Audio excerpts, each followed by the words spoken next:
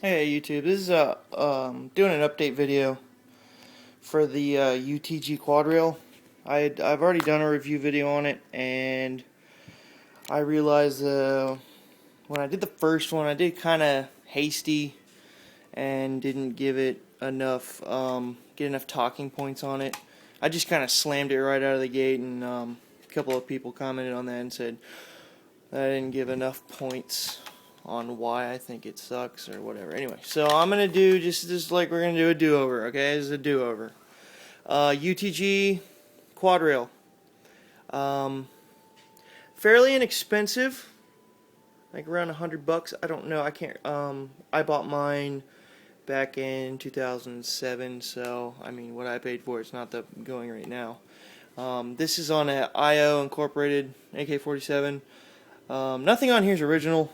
None of the furniture, anyway. I changed all that out because the stuff it came on it was ugly and crappy, whatever. So the UTG quad rail comes with, as you can see, these little side panel dealies. It comes enough for you to cover all the sides at the bottom. See, like 1, 2, 3, 4, 5. And I've lost a couple of them. I've had this thing so long I don't know where they all went to. This is a little cheap vertical grip that I got and put on there. Anyway, the UTG quad rail is pretty sturdy, very sturdy. A little bit of Loctite on these screws right here. There's 4 screws, 2 on each side. Locks down.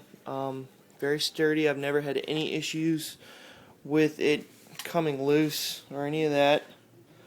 So it's very sturdy. It's very sturdy. I guess you could go ahead and say it's reliable. I've been using the hell out of it for 4 years now. I've never had an issue with it. Well, one major issue, and I'm going to talk about that here in a minute. This is just a flashlight mount that I had bought. I used to have a flashlight on this side.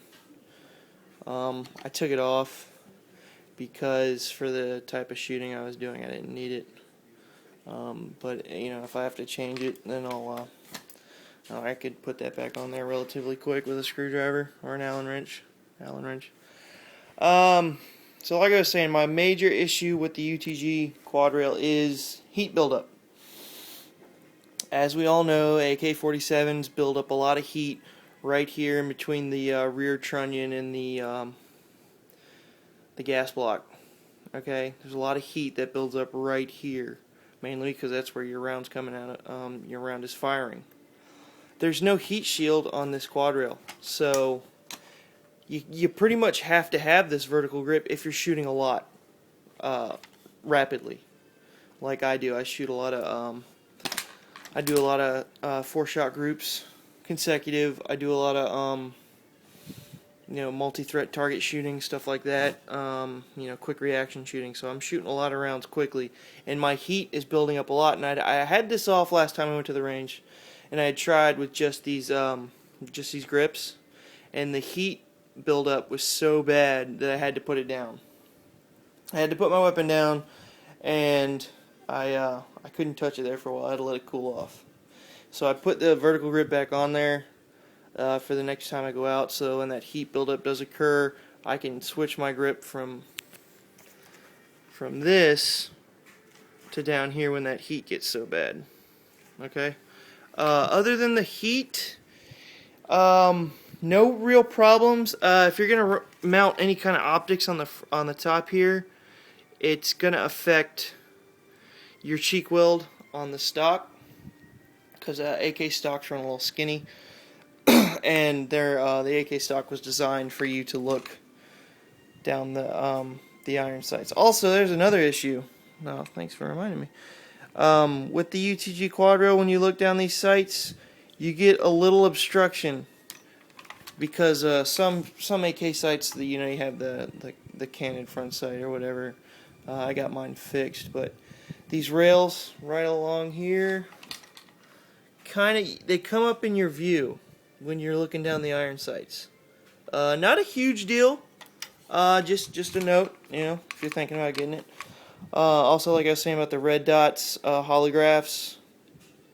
Now imagine I'm looking down the iron sights, right? Iron sights are running right down the middle of this rail. right along there. Okay, so when you put the red dot on there, you got at least another 1/2 inch, maybe, before you even get to the optic. So just keep that in mind. When you got that cheek weld, you're gonna have to bring it up to get that red dot. So you're not going to be able to co-witness with this system. Okay, the co-witness is not going to happen. Now you can, like I said in my other video, you have the option of the Ultimac mount, which replaces your gas tube, and it has a rail on top, which brings it down almost. Oh, that's about a 1/2 inch from the top of this rail to that gas tube. It's about a 1/2 inch. And if you get like the aim point micro T1, H1, whatever it's called, I think it's the H1, you can co-witness with your iron sights through the red dot with the Ultimac. Not with this. I've tried 2 different optics. I've tried a tube red dot, and I've tried a holograph. The holograph I could not get low enough to bring it down low enough to even get it somewhat close to being on target, so I had to take that and trade it for the red dot. Sorry about the coughing, guys. I took the red dot off because I was doing some long range stuff a couple weeks ago, so I didn't really want to mess with that. Alright, so that's the info I got on my UTG quad rail. If you're thinking about getting one, just take those points into mind that I just made about how they may affect the way you're shooting. I don't know how you guys are shooting, but just remember, heat buildup, optics. Other than that, it's very sturdy, very reliable. I banged this thing against the ground, against the wall. It's fine. It's holding up great. Solid construction too. Very well made. Just those 2 minor points of heat buildup and optics. All right, later.